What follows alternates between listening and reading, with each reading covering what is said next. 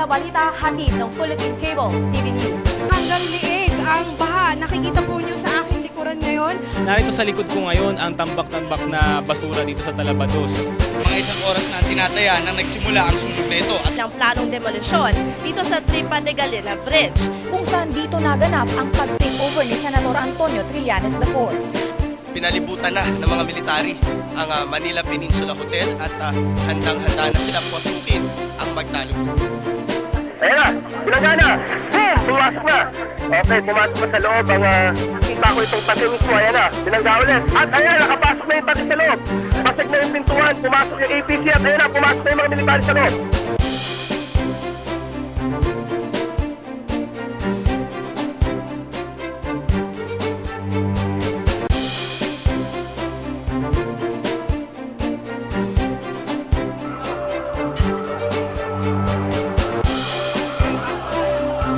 Biglang parang may sumabog ang lakas sobra.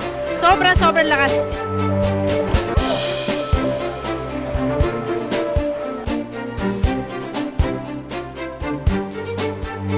Wala kang paglilipatan. O ano gagawin namin? Tigana po, ito na matulog pa ako ng ganyan. Hindi niyo mahuli-huli. Ang nagsisimula ng marupay. Lumalabas na ako ang demonyo. Po yung mga nag-jaywalking dito po sa may EDSA Pasay.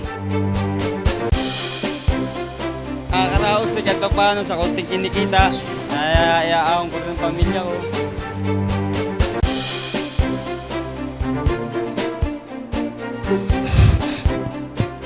Nagbigay si Mr. Cromwoods ng pampatayo ng bahay ko.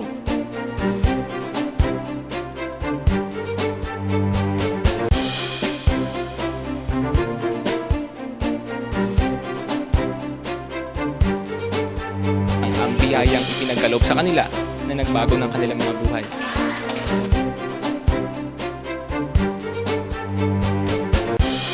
Salamat, thank you sa lahat ng mga suporta. Yan na lang ang aming kaligayahan talaga, mami. Ako po ang inyong kabarangay, Tintin Nunez. Ako ang inyong kabarangay, Carla Alegre. Ako ang inyong kabarangay, J4 Sabale. Lea Flor Nagulan. Ako po ang inyong kabarangay, Marian Alviar. Ako ang inyong kabarangay, Lino Bern. It has proven to be a very challenging and yet very fruitful year for the broadcast department. To our Global Destiny family and to all of you, thank you for all your support and faith in us. Merry Christmas and Happy New Year.